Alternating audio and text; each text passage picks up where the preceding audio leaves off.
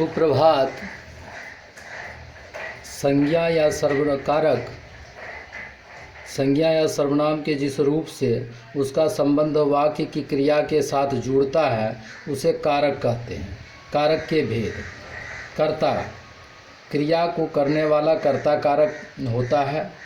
कर्म, क्रिया को करने में कर्ता को जो वस्तु अत्यंत प्रिय हो उसे कर्म कारक कहते हैं। करण, जिस साधन के द्वारा क्रिया संपन्न होती है उसे करण कारक कहते हैं। संप्रदान, जिसके लिए कोई कार्य किया जाता है या कोई कार्य किया जाए या जिसे कोई वस्तु दी जाती है उसे संप्रदान कारक होता है। संप्रदान का अर्थ है सदा के लिए दिया जाने वाला दान। अपादान, जब कोई स्थिर वस्तु से कोई वस्तु अलग होती है तो जो वस्तु स्थिर है वह अपादान कारक है। संबंध, दो व्यक्तियों या वस्तुओं से संबंध बताने वाले शब्द संबंध कारक कहलाते हैं। अधिकरण कारक, जिसमें या जिस पर कोई वस्तु स्थिर हो वह अधिकरण कारक कहलाता है। जिस शब्द से किसी को संबोधित किया जाए वह संबोधन कारक कहलाता है। अब अपने पाठ्य पुस्तक में आइए। चलिए आप अपना पाठ्य पुस्तक को देखिए।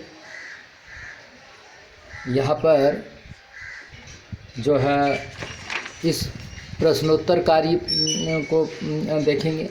जैसे कारक की परिभाषा लिखिए, तो कारक की परिभाषा लिख देंगे कि संज्ञा या सर्वनाम के जिस रूप से उसका संबंध वाक्य की क्रिया के साथ जुड़ता है उसे कारक कहते हैं। कारक के कितने भेद होते हैं?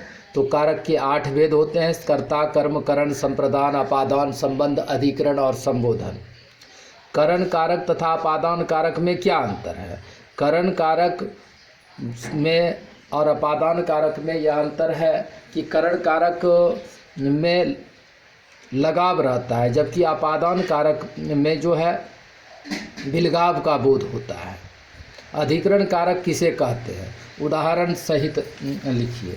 तो जिसमें या जिस पर कोई वस्तु स्थिर हो वह अधिकरण कारक कहलाता है। यहाँ पर आप अधिकरण कारक का देखिए, जिसमें या जिस पर कोई वस्तु स्थिर हो वह अधिकरण कारक कहलाता है। अधिकरण कारक का चिन्ह में और पर होता है, जैसे मछलियाँ तालाब में तैर रही है। अब यहाँ पर जो है इस प्रश्न को देखिए। दूसरा प्रश्न को देखिए कि उचित कारक चिन्ह लगाकर खाली जगह भरिए।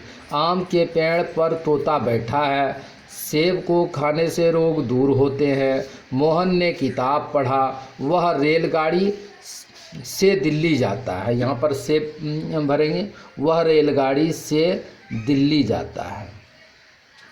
इसके बाद जो है सही और गलत कथन है। संज्ञा या सर्वनाम के जिस रूप से उसका संबंध वाक्य की क्रिया के साथ जुड़ता है वह कारक कहलाता है। सही है। कर्ता कारक की विभक्ति को है। गलत है। संज्ञा या सर्वनाम के जिस रूप से क्रिया को करने वाले का बोध होता है उसे संप्रदान कारक कहते हैं। गलत है। अरे वह कहाँ गया, वाक्य में अरे संबोधन कारक है। सही है। कारक के 6 भेद होते हैं। गलत है। अब चौथा नंबर प्रश्न देखिए। दिए गए कारकों को अपने वाक्य में प्रयोग कीजिए। जैसे कर्ता कारक का यहाँ दिया गया है, मोहन ने आम खाया। करण कारक का एक उदाहरण दीजिए, जैसे मैं कलम से लिखता हूँ। आप कोई अन्य उदाहरण भी दे सकते हैं। संबोधन, हे राम यहाँ आओ।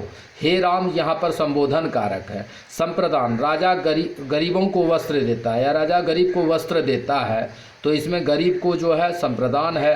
अपादान, वृक्ष से पत्ते गिरते हैं। इस वाक्य में वृक्ष से अपादान कारक है। अधिकरण कारक, मछलियाँ तालाब में तैर रही है। इस वाक्य में तालाब में अधिकरण कारक है। निम्नलिखित चिन्हों के कारक का नाम लिखिए।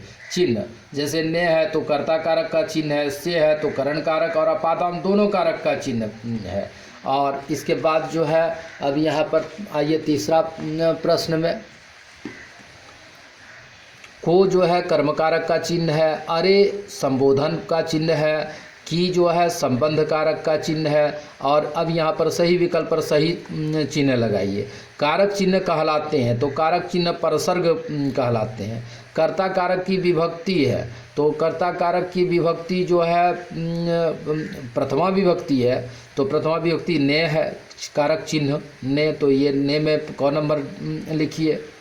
उसके बाद पेड़ से फल गिर रहे हैं, इस वाक्य में किस कारक का प्रयोग हुआ है? तो इस वाक्य में अपादान कारक का प्रयोग हुआ है, बिलगाव का बोध होता है। संबोधन कारक में किस चिन्ह का प्रयोग किया जाता है? तो संबोधन कारक में विस्मयादि बोधक चिन्ह का प्रयोग किया जाता है, क नंबर। उसके बाद तालाब में मछलियाँ तैर रही है, वाक्य में कारक चिन्ह है, इस वाक्य में कारक चिन्ह तालाब में है, तो ख नंबर विकल्प सही होगा। धन्यवाद।